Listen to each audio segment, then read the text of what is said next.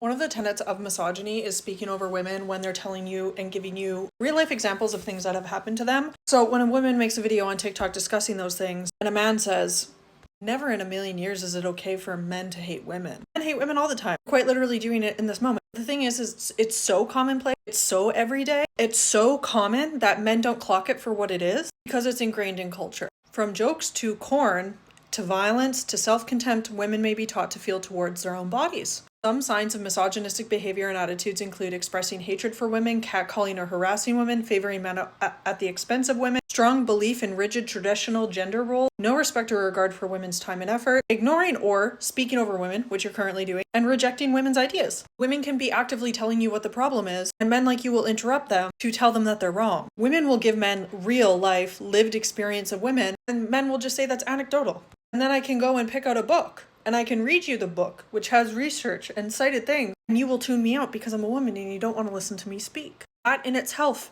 is misogyny, and that is the hatred of women. Men perceive women as speaking 3 times more than they are. That is misogyny. Men perceive women as taking up more than half of a group when they're less than a third of a group. That is misogyny. You are quite literally participating in it, but not calling it what it is because it's so normalized that you don't believe that's what it is. Medical misogyny is women going to doctors and being told that they're just lying, exaggerating. Oh, you're in pain? Are you sure you don't have your period? Are you sure you're actually in that much pain? Now, I'm a personal trainer. I actually had a client who told me that they think that they fractured their hand. And I was like, wow, what did you do that made you think you fractured your hand? And they were like, no, I'm just in so much pain. My palm, it hurts so much. I must have fractured it. I'm going to go to the doctor. And I was like, I think your forearms are tight. I think that we use a lot of grip in your programming and potentially your forearms are really tight.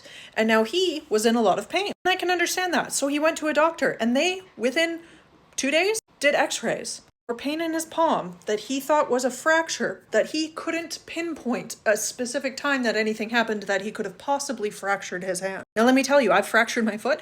You know when you fractured something. Anyways, he goes for x-ray. X-ray comes back clean.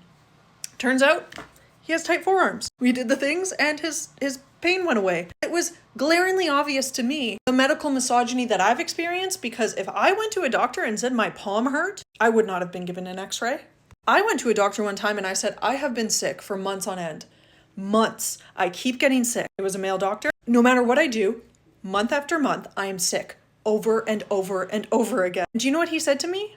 Verbatim, everyone gets sick. Stop feeling so bad for yourself. Turns out I was allergic to gluten. My body wasn't digesting nutrients. I was getting so sick because my body couldn't absorb the nutrients from my food. And he told me to get the fuck over it and stop feeling so sorry for myself. I would say 90% of the time, the irony is the men who say things like this do hate women. They just don't consider it hate. It's justified. It's reasonable. They think women are less than, but I hate to tell you this. Women aren't less than. They're not less educated. They're actually more educated. You just hate women.